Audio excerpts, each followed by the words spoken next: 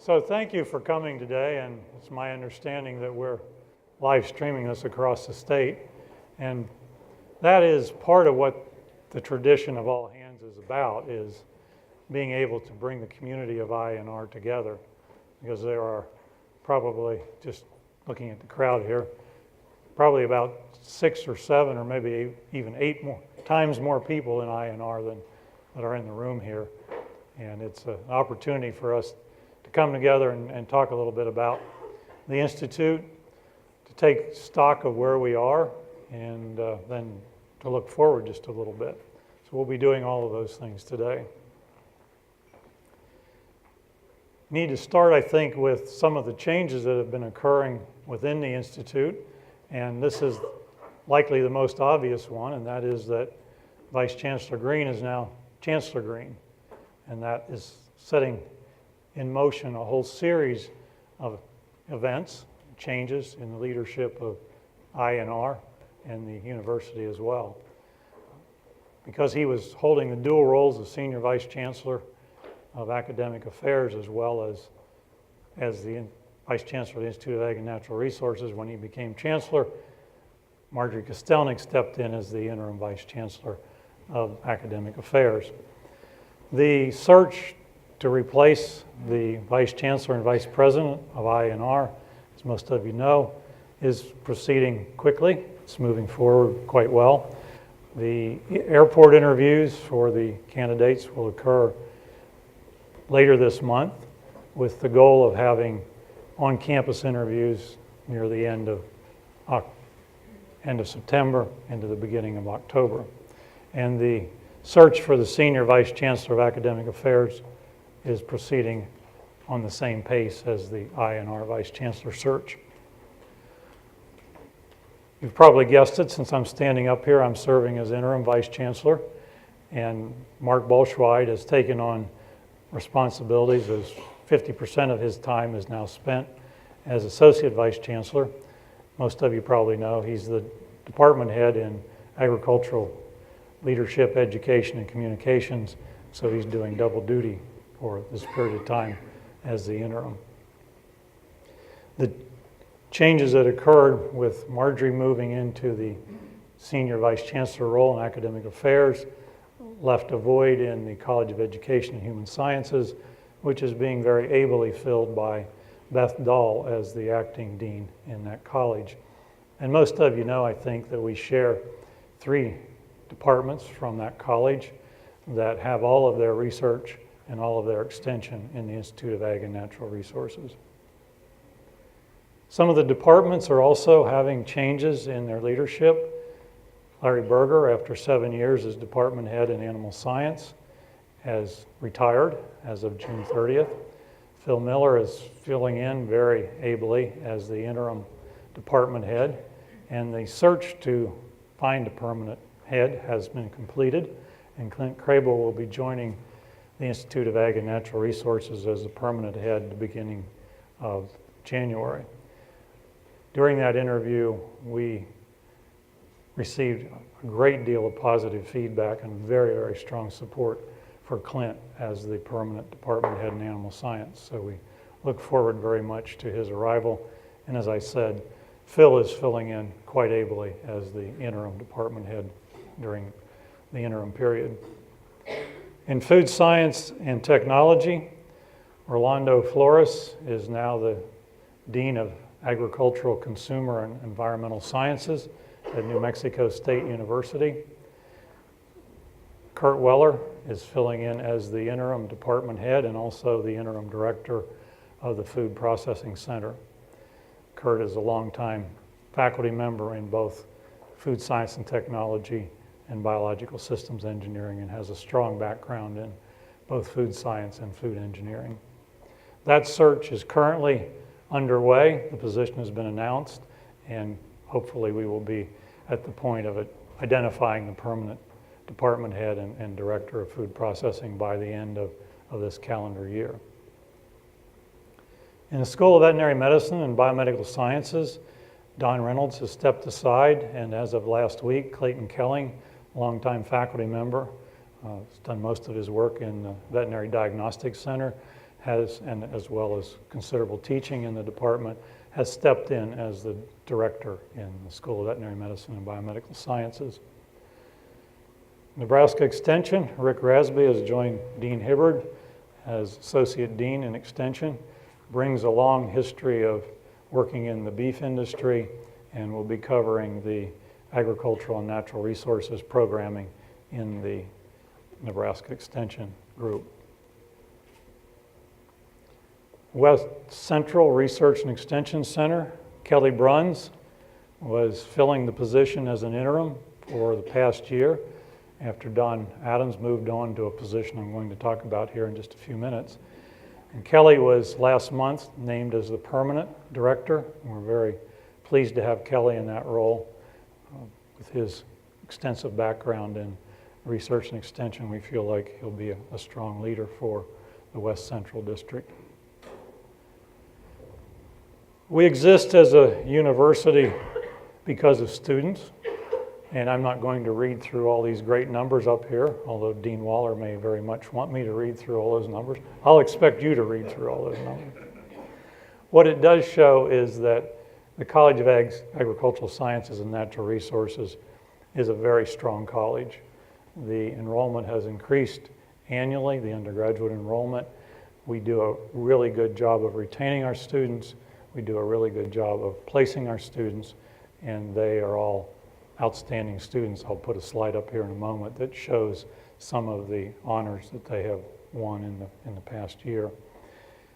And the news you've all been waiting for, the bottom line there, Dean Waller assures me that the numbers are in, and the projection is a 12th year in a row of increased undergraduate enrollment in College of Ag Sciences and Natural Resources.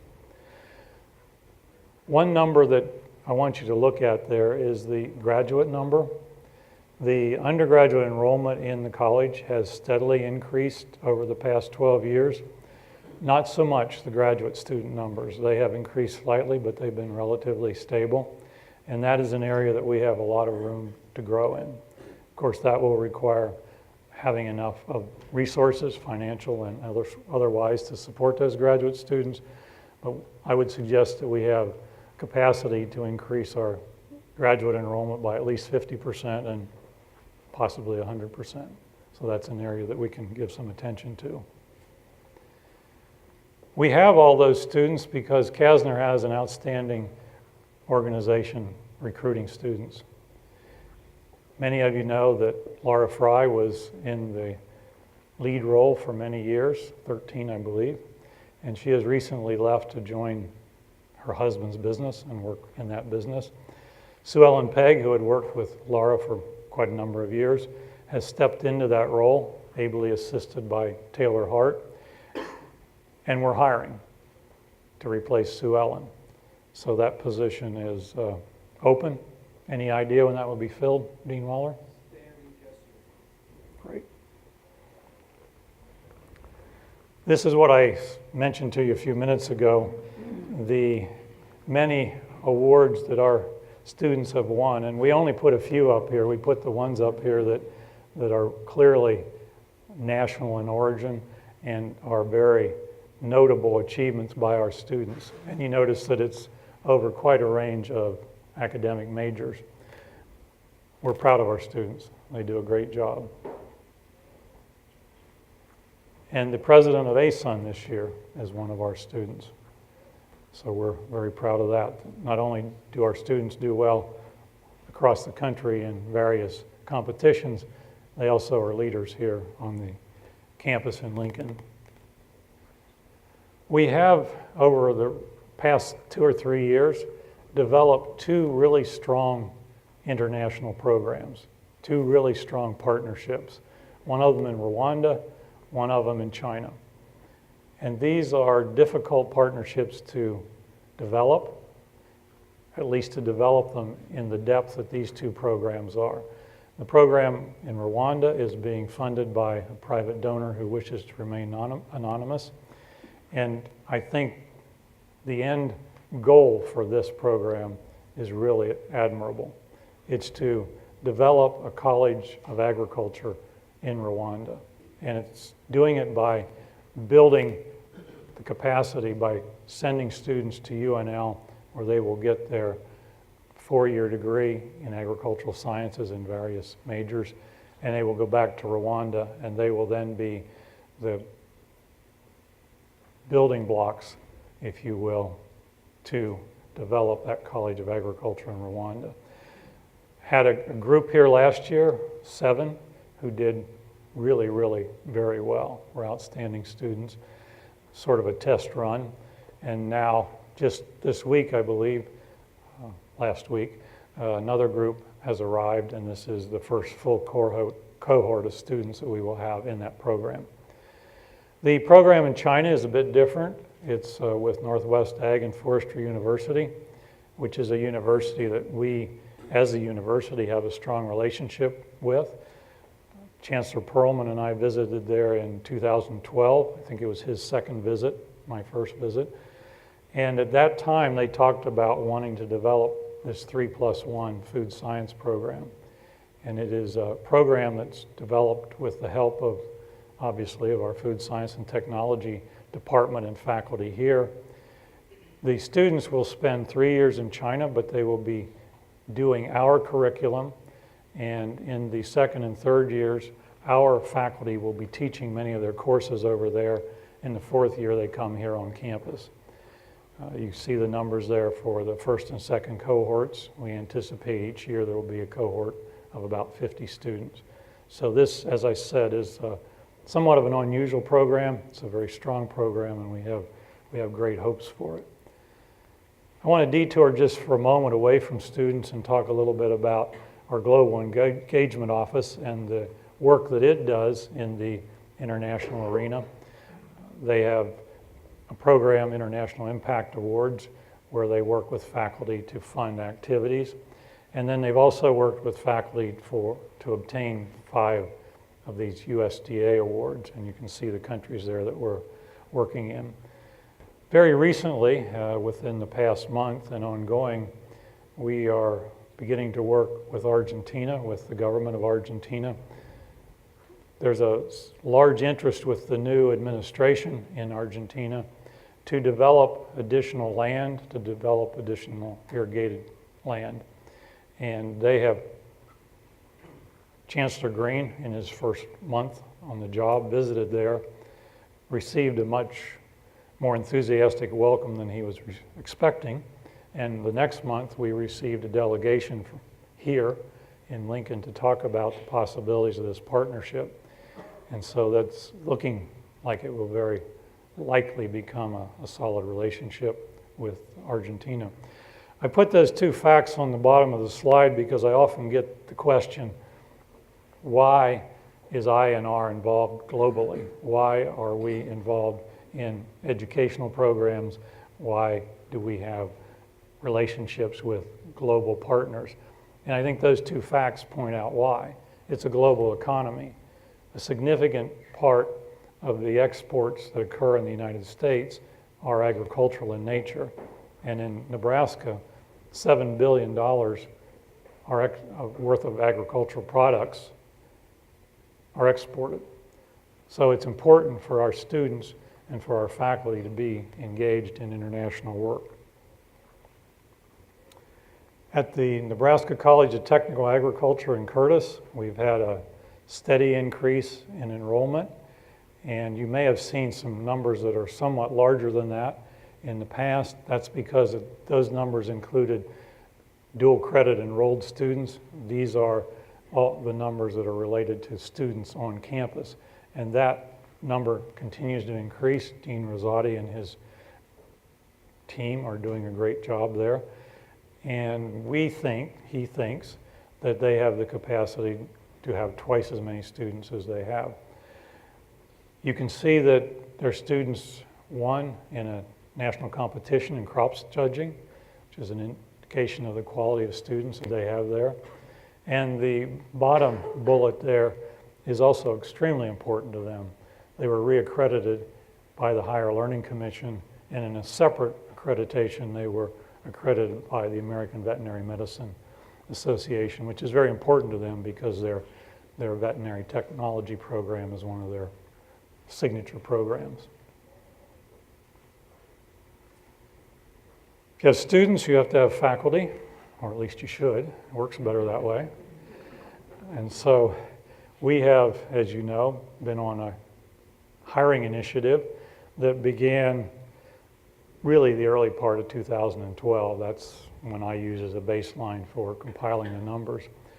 And in the past year alone, past year and a half alone, we've hired 63 faculty have arrived.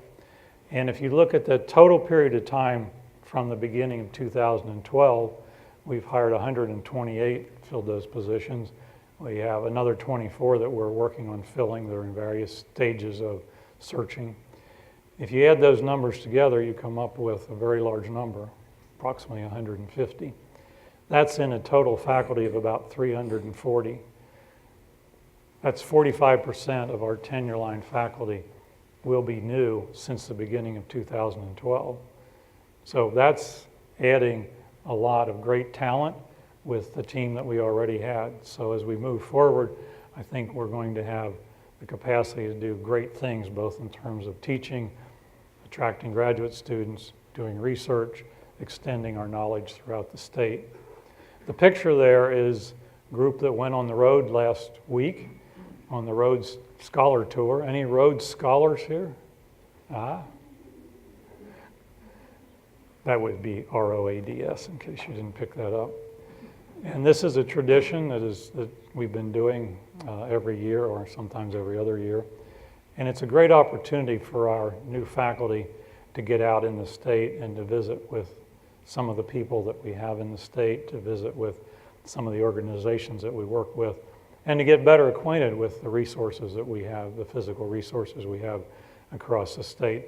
This year the tour was ARDC around through North Platte and then across the southern part of the state and back home. And as I recall, that was only one night on the road, so they were moving fast. We, as a faculty, have been doing extremely well in the area of attracting external funding to support the work that we do. Of course, you know that's important. We have a relatively fixed amount of funding from state and federal sources, and so to grow and to expand the work that we do requires funding from partners, whether that be the federal government or whether that be industry partners that we work with. These are two large and notable awards that you probably made note of during the past year. And you see on the right-hand side there that it was a banner year. It was a record year for the University of Nebraska, up 12%. And if we look at that in a little more tabular manner, you see that total funding and total research funding and then total federal funding, that IANR is a significant contributor. You can see that for total sponsored projects and also for sponsored research, that UNL's, we have contributed 45% to the UNL total. Put that in context, whenever there's something done to the budget at the University of Nebraska-Lincoln, INR is considered to be 27% of the university. So 45% is quite a good contribution from us in the sponsored projects area. We sent our intrepid reporter out to collect some video of a couple of building projects that are underway. We didn't tell the people who were building. I don't know if she had a hard hat on or not, but we'll assume she did. So this is the Veterinary Diagnostics Center, which by this time next year, we hope will be occupied by the School of Veterinary Medicine and Biomedical Sciences, the Veterinary Diagnostics Center of the school. And you can see that it is coming along rather nicely, that it's pretty much all there in form, and it just needs to be finished out. So we're told that unless something happens that no one anticipates, that the deadline for moving in next summer, late summer, is likely going to occur right on target, right on track. The other one is the residence hall, just to the east of where we are right at the moment.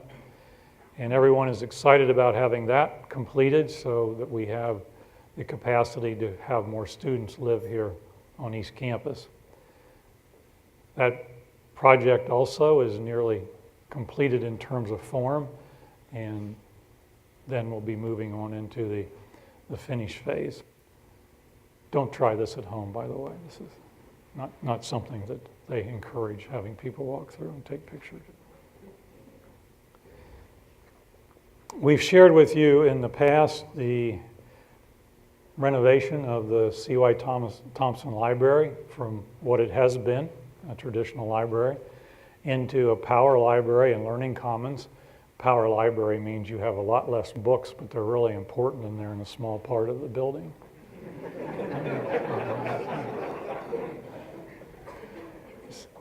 But it's the learning commons part that excites people because it is intended to be a location where people want to go to collaborate, to study, to learn. And the plan, I think, is an interesting one. This is a cross-section right through the building. So you're looking north, the building divided right down the middle, and then the artist's concept of what the interior will look like will be this, much more open and many spaces for students and faculty and staff to work together. The building we are in, the East Campus Union, we had moved fairly well along the path of a plan, and then we came to a point where everybody that was involved in the planning, this was just a couple weeks ago, decided that maybe it was a good idea to step back and take another look at the plan, to consider other options, and so that's where we are right now, looking at all the options. There's no doubt about the project going forward. It's just a matter of what will the project look like when it goes forward. So that is moving on. I think, just talked with Chris Jackson earlier today, and the time frame that we're on, we probably will be moving back one Board of Regents meeting for approval. So a bit of a delay, but not a major delay. You've also seen this before. This is Philly Hall and then the food industry complex. And the plan that we're looking at is to take what is now the pilot plants and much of the dairy store and turn that into classroom space. Have no fear, the dairy store that's here will be moved over here, which is the traditional location for the dairy store, for those of you that are, well, I won't say how old, but remember back quite a ways. Apparently used to go in this door and the dairy store was right there. I also want you to look at this over here. This is the drive-through area. This will be enclosed and will be a student lounge space. And then I want you to look at this. This empties out into this area that we are talking about as Legacy Plaza. So right here you see the corner of C.Y. Thompson and then this. And that all comes together in the Legacy Plaza. So this, what I just showed you, will be here, coming out of the C.Y. Thompson Library here. This is the residence hall. Whatever we end up doing with the Nebraska East Union, there likely will be a significant facade and entry onto this space. So this is intended to be the heart of East Campus. And you recall, I think, that it's called Legacy Plaza because the 4 U.S. Secretaries of Agriculture have statues out there. If you haven't seen them, I'm sure you probably have. Maybe you haven't noticed as you walk by. J. Sterling Morton is right here. Cliff Harden is here. Clayton Yoder is over here, but will be moved here after all the construction is finished. And Mike Johans is here, and that his statue will also be moved. We're debating between here and here. But this will all be the heart of East Campus because what we really want is for there to be a heartbeat at the heart of East Campus. And we want people to be here much of the day for it to be a place that they want to be. And that's the plan that we're putting forward. So there'll be options for eating. There'll be options for places to hang out. And we're thinking of the Legacy Plaza as a place where we can have outdoor events, speakers and music and that sort of thing. So hopefully it will become the iconic spot in East Campus. Doesn't happen without funding, of course. The 3 projects will largely be funded by private funds. The fundraising is going quite well for C.Y. Thompson and for the Legacy Plaza. For the Classroom Nexus, that's a little bit further behind. And these are the folks that we work with at the NU Foundation. Josh and Craig and Kristen are our partners in working with potential donors. And we do want to say thanks to all those that have already donated and to those who will donate to help us put this project together in the way that it's being envisioned. Now here's one that's not very exciting, but I did want to talk about it. I know that some of you might think it's exciting, but most of you probably don't. Storage is a really big issue as you increase the number of people that you have working anywhere but here on East Campus. And we were approached by facilities to partner with them on this 10,000 square foot storage building. And we said, yeah, that makes sense. So we will have the 5,000 square feet on the south end of that building. What you see is about the stage that it's at. It's just completed. This will give us an opportunity to turn some space that maybe is higher quality space, but really currently being used for storage, back to its higher quality use. And it will provide us an opportunity to expand in some areas by people being able to not use their own current lab space as they do their work for storage, but we will have area in this building where people can use it. So stay tuned. We'll be rolling that out here sometime in the next 6 months. Another aspect of facilities I wanted to talk about just a bit is related to a research facility that we're developing. It's being developed by a team of translational biologists at the ARDC. Most of you are probably familiar with phenotyping. A lot of people ask me, well, what's phenotyping? So I put the dictionary definition up there. Most of you know that it's related to taking a genotype and looking at what happens with that genotype in the environment. In other words, what happens to it when you grow it, whether it's a plant or an animal. We are developing the capacity within IANR to look at that all the way from the lab to the field. So there are small units. There's a small unit over in the Beetle Center where people can set a plant in, they can image it, they can get those phenotypic characteristics. If you've driven by Innovation Campus at night, or even if you've looked over from downtown, you've seen that pink glow in the greenhouses. That's the greenhouse phenotyping setup that we have, and that has been completed and is now going into operation. And then this is the facility that I wanted to talk about. We're developing a field site out at ARDC. This is the field where it will be. This is this year's crop. It's about 1 acre in extent. It has subsurface drip irrigation installed beneath it, thanks to Dr. Swat-Ermach and his team and their expertise. And this tells you how many different individual areas can be controlled in that system. 128 SWAT? 39. Oh, there you go. We will be able to control the irrigation beneath that many plots. And then we will be able to image those plots from the air. And this, not surprisingly, probably looks to most of you like what's used at an athletic stadium to take photographs above the stadium. This is the only current facility in the world that's like this. This is near Zurich in Switzerland. And so you have the camera suspended, camera dolly, and really not cameras, but different sensors suspended, and you can move it into different XYZ positions over the field and make those measurements. We hope to have this operational by next spring. We're moving, I think, on pace for that to happen. Now, I've talked about that, which is field plant science research, but I wanted to stop a moment and make the point that in the Institute of Ag and Natural Resources, we do a very broad range of work, and it's not possible for me to go through all of those different areas. So I just wanted to stop for a moment and talk about the continuum that we work in.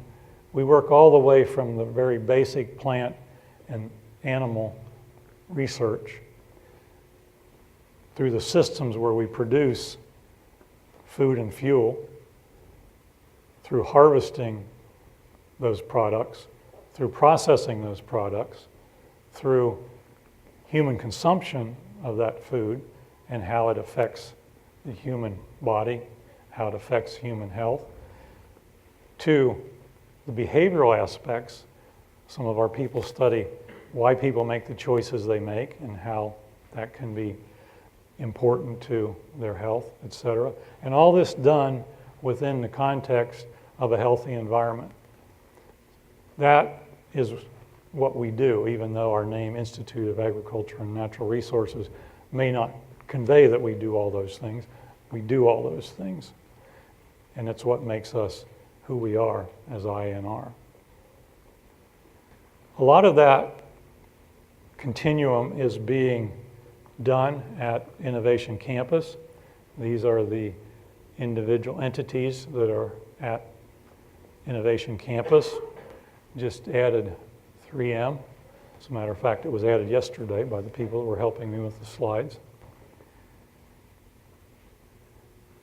One of the things that's happening there that is not yet complete, well, these are two things I want to talk about. One is the Biotech Connector is a partnership with the university, with government, and with the biotech industry.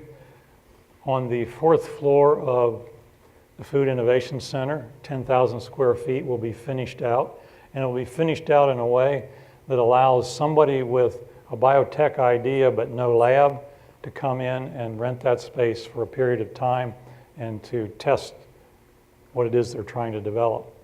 So we think that this has a lot of potential for the bio industry in Nebraska, which is continually growing stronger. Angela Anandapa has joined us within the past few weeks as director of the Alliance for Advanced Food Sanitation. This is the Alliance for Advanced Food Sanitation. These are the partners. There are 9 companies there that you see.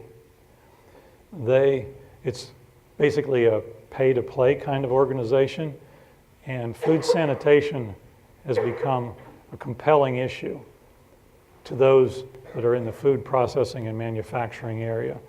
As you see right here, the Food Safety Modernization Act is setting standards for what the food industry needs to do relative to food safety. And of course, on a regular basis, you see stories in the press about recalls, about illness. So the Alliance is intended to work on those kinds of issues, many, many facets. One that fascinates me is that just looking at the surfaces, because for many years, food sanitation has been the same. Use some hot water and some soap, you scrub it down, and you move on. But there's a whole science out there now looking at, well, what about if we make the surface different? What about if we make the surface such that pathogens and bacteria, et cetera, don't grow on it, or if they do, they're killed. And so we can look at how can we change this hot water and soap way of doing it that we have done for so long. Along with that, we have just recently submitted, I say we, I was just listening in on all the conference calls, other people did all the work. The National Institute of Standards and Technology is working to reestablish the U.S. as a leading manufacturing nation. And one of those areas would be food manufacturing. We made it past the first, we being the university, made it past the first round. And so this proposal, which went in just a couple of weeks ago, is for a public-private partnership. We are the lead entity, and you can see that we have very strong academic partners in Georgia Tech and California, University of California, Davis, and also very strong industry partners.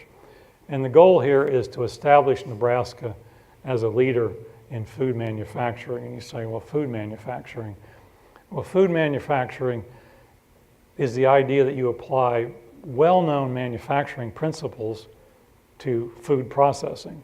And that's not something that has been done in the past. So you begin to look at the tolerances and the processes you use in manufacturing widgets, and you apply that to manufacturing food. Even if this proposal is not funded, which obviously we hope it will be, we have the basis for doing this.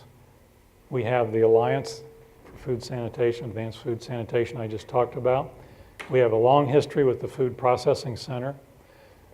We have the Food Allergy Research and Resource Program, FARP.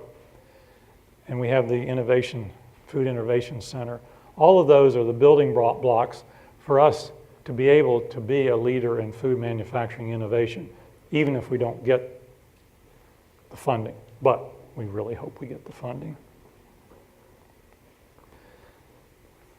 Water for Food Institute will be undergoing a leadership change here fairly soon. As a matter of fact, Peter McCormick will arrive next week, and Roberto Lenton, who has served about 4.5 years, will step back into the faculty, will return to the faculty in Biological Systems Engineering, and Peter will be the new executive director.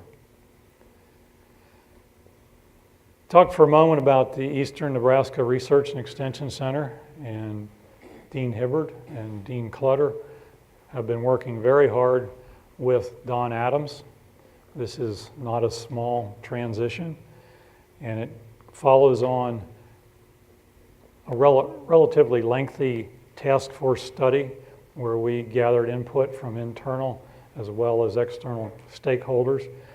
And the feedback was that the Agricultural Research and Development Center near Meade, near Ithaca, really has a lot of merit if we look at it as the Eastern Nebraska Research and Extension Center. And so the way that is going to be structured is that there will be it will be the research center, and there will be 3 extension districts, as you see here on the screen. This is being done with existing funding. What is now the Northeast Research and Extension Center at Concord, Haskell Agricultural Lab, will be the Haskell Ag Lab, and you will continue to have the South Central Ag Lab near Clay Center. And then you will have these 3 extension districts with an associate director for each of the districts. And I just received, probably most of you received, an email this morning that the interviews for those associate director positions are occurring within the next several weeks. The headquarters building at ARDC, the Christensen building, will be the headquarters building for the Research and Extension Center. What you see here in green will be new construction. What you see in yellow and red will be renovation of existing buildings, or of the existing building, and that will provide the space that we need to expand the operations at the Eastern Nebraska Research and Extension Center. Now, the fun stuff. Some events that you have to look forward to. The State Fair is coming up. If you didn't realize, we're getting on toward the end of August fairly quickly here. So the 2 events that you see there on the screen are events that are always well attended. Jill tells me that the number of attendees has been increasing at the Ice Cream Social. I think she said about 200. So maybe we could go for 300 this year. Free ice cream after all. Following a couple weeks later, Husker Harvest Days. Steve Ress and his team do a good job of preparing the IANR building. So when you're out there, make sure you stop by and thank them for doing that and see the displays that are there. We've talked to you about the Yoder International Trade Institute that is in the future. And as a lead up to that, we will be having an event on the 13th of September where the chairman of the Japanese External Trade Organization, Chairman Shiki, will be here and will deliver a keynote presentation. Encourage you all to attend that. We'll be at Innovation Campus on the afternoon of September 13th.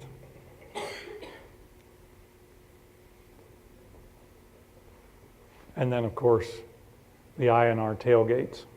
So the three that are planned for this year are up here, and as usual, at least one of them, we don't know when it's going to happen, but it will happen.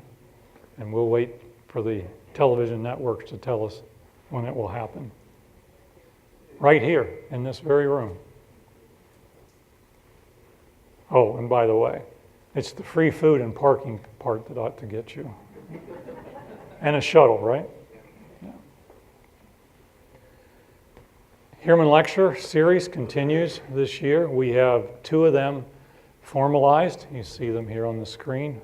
One in October, one in January, and then we're close, I think, we're close to getting an individual to commit to provide a lecture in conjunction with the Water for Food conference that will occur in April, and that would be the final event of the Water for Food conference. So, not surprisingly, the topic would be water. Those of you that have more interest in what the new residence hall is going to look like, we have a couple of events coming up. The first one is for current Burr and Fetty residents, and the second one is for anybody that's interested to get a better look at what are the options for rooms, what will the building look like inside. And for former Burr and Fetty, say that fast several times, for those who are former Burr and Fetty residents and friends, there's this event planned for next June. So put it on your calendar. And I'm kind of wondering what the kicking back 50s style dinner is going to be like. Wanted to talk with you just a moment about the change in the awards process that we're using in IANR. We're having a one-time annual submission of nominations, and then we will have the awards at a later time in the year. Doesn't decrease the number of awards, doesn't change that. It just makes the process a little cleaner and a little easier to administer. So sometime during spring semester, we will have an event where we recognize these awardees. Let's look forward a little bit and consider where we are. Many of you have seen the news release that said that our university is a rising star in the area of publishing papers in natural sciences. I view us as a rising star in all the sciences that we work in. They just happen to look at the natural science area. I think we have a really strong culture of innovation within the Institute of Ag and Natural Resources.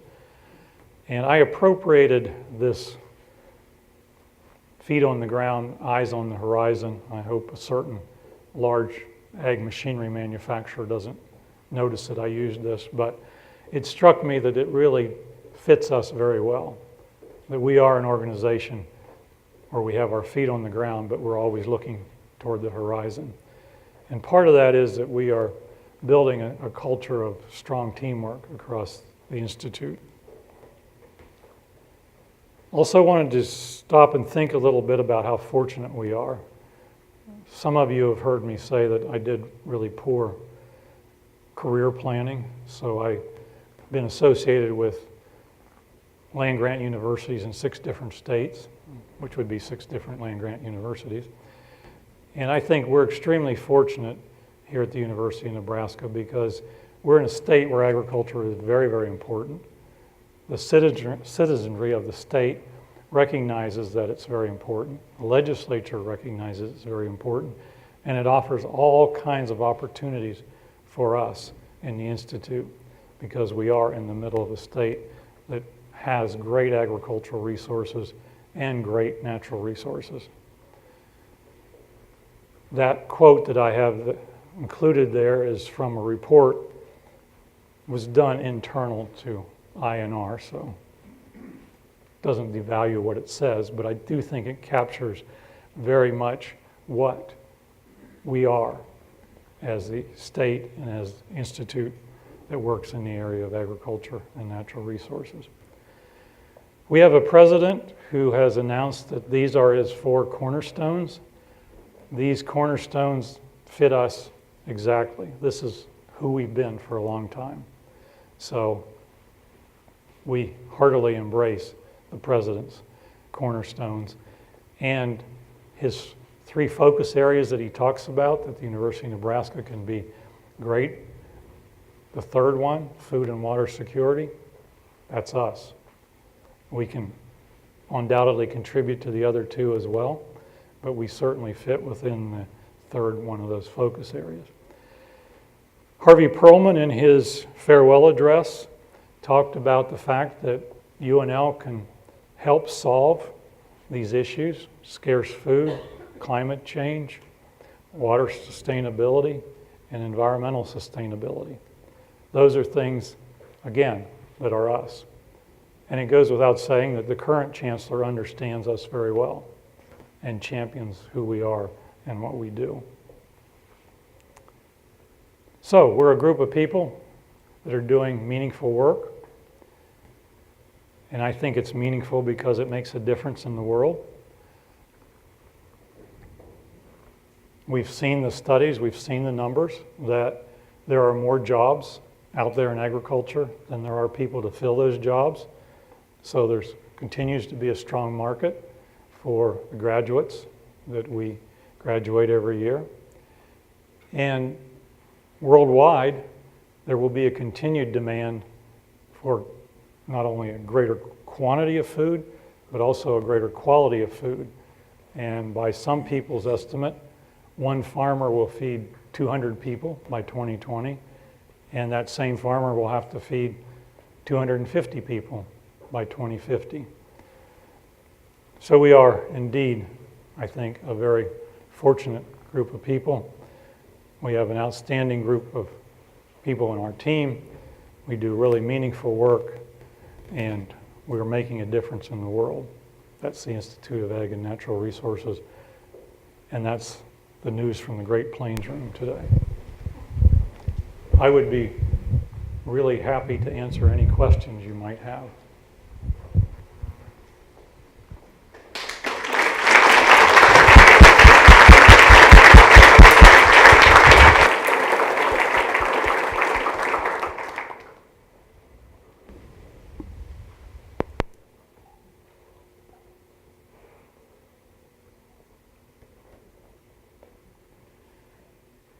Either you all hear the ice cream calling, or you're going to let me off easy. I have a question. Yes. You said the Philly Hall driveway is going to be closed. Yes. And there's a loading dock. How do we get stuff delivered to Philly Hall? Well, the way the plan is developed, there will be a way to get things into Philly Hall. But that loading dock is for taking large quantities into the dairy store and the pilot plants. Pilot plants won't be there. The dairy store, the way it will be supplied is being changed. And one of the things that is done there is that liquid milk is brought in and pumped into the facility in the dairy pilot plant. So there will be a way to get shipments but not as large as what currently is brought into Philly Hall. So we'll get things up to your lab on the second floor.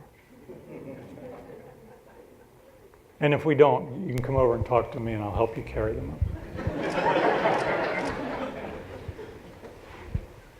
That's a way of ensuring that we're going to have it.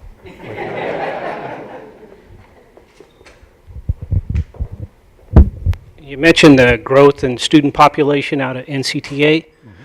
What strategies are being discussed in terms of growing the number of transfer students that then come to UNL to complete a 4-year degree? Dean Waller could answer this better than I can, but they have worked closely with NCTA to ensure that the curricula align better maybe than they have sometimes in the past. And I know we have a number of students that are in the past year that transferred directly into our ag education program. Is that how many of this? Was there several this year? Yes, we're enhancing that relationship with the programming that will lead to more and more NCTA students. Yeah. And trying to align the different majors as well as we can. Bert?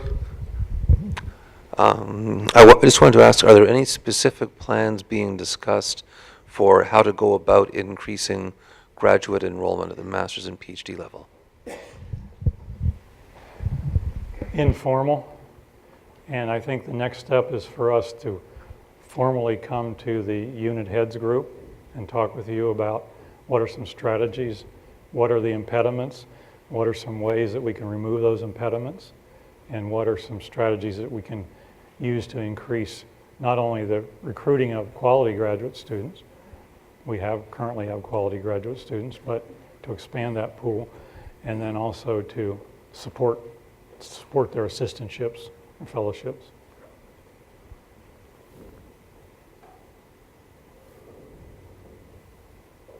Okay, thank you very much.